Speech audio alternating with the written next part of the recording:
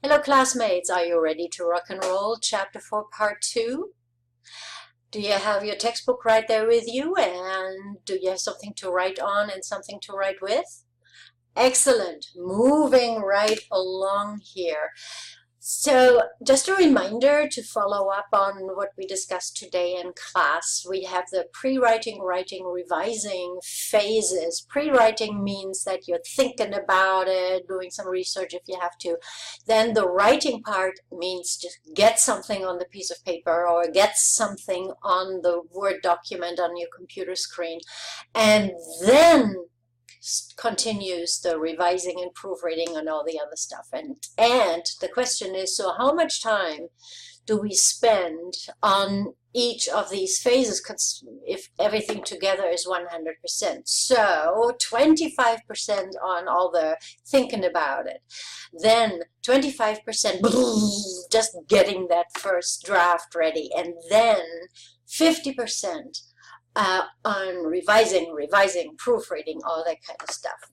All right, so talking about revision. So here we have first setting the tone.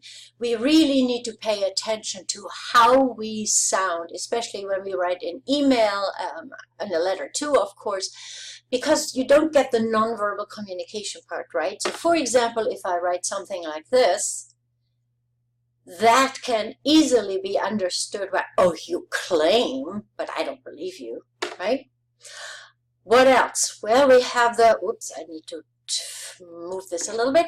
So now we need to use the passive voice, active voice, passive voice that we have previously studied. Rule of thumb, first of all, that active voice is the voice of business, so that is our default. However, if we have bad news, or if it's an idea that you think is going to be attract or trigger resistance, then let's use passive voice. I brought you a couple examples. Here's the first one. And active voice, something positive. Okay, so hold that thought. And now the you view. I love this part. What's in it for me, right? So it's all about the audience, meaning it's all about the person who's reading it, or if you're giving a presentation, need to talk to the audience in such a way that they want to keep reading and keep listening. So here we are adopting a new health plan. Yeah, I mean, that makes sense, right? But that was 20th century business writing. Here we are, 21st century. You will enjoy travel peace. What's in it for you? Okay, so rule of thumb, look at the pronouns we versus you. Okay, and this is something you're going to do. Look at those two sentences and you will bring those to class. So stop anytime and do these. Next up. More on the you view. Here we have, before we can allow you, oh my God, how does that feel reading that? Oops, and now I have to move it down some. Whereas you may begin making purchases. I would even say something like you can begin making purchases rather than may. May sounds like allowing, right? So this is where you see other stuff too. Make sense? And as promised also, we're going to use real English. You might have seen something like this. The undersigned takes pleasure in blah, blah, blah, blah, blah, and it makes me feel very important when I write like this. How about that?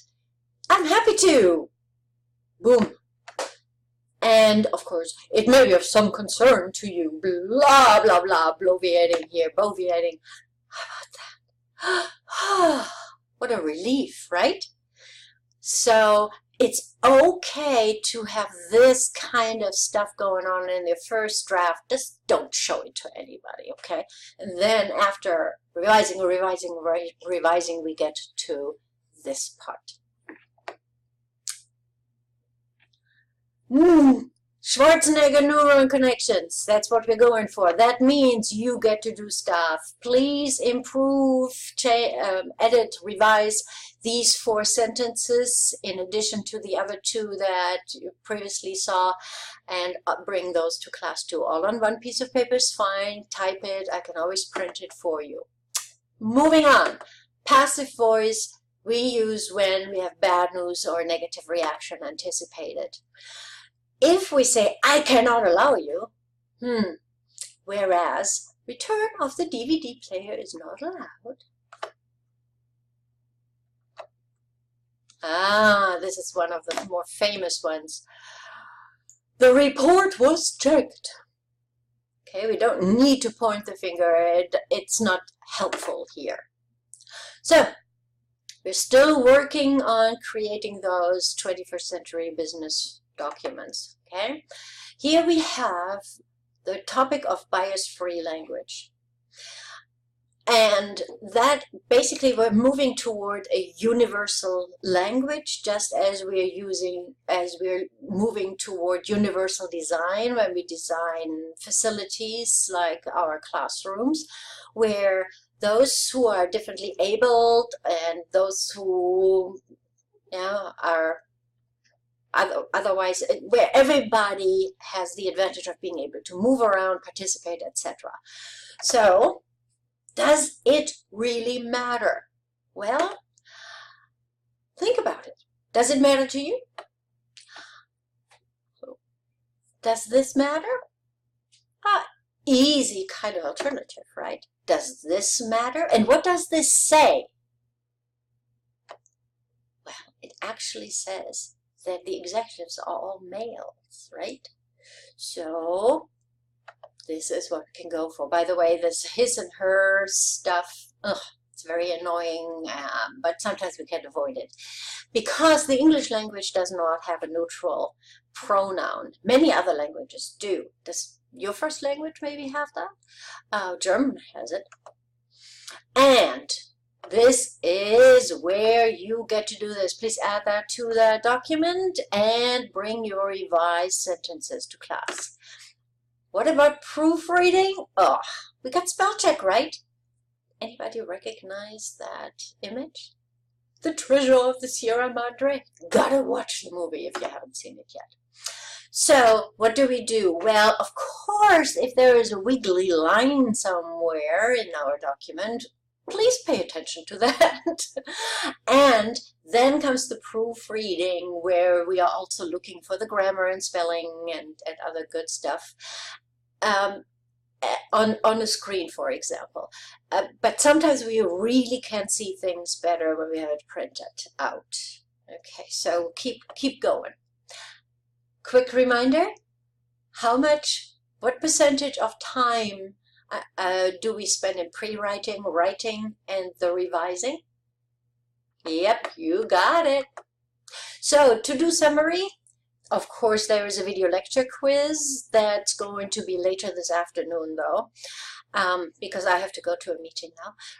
Revise those audience benefits, and then comes the slide after the Schwarzenegger neuron connections, and then there are the 3 sentences on the quick check one. So bring all these to class, okay? And I'm looking forward to seeing you on Thursday, where we'll do more stuff. Bye.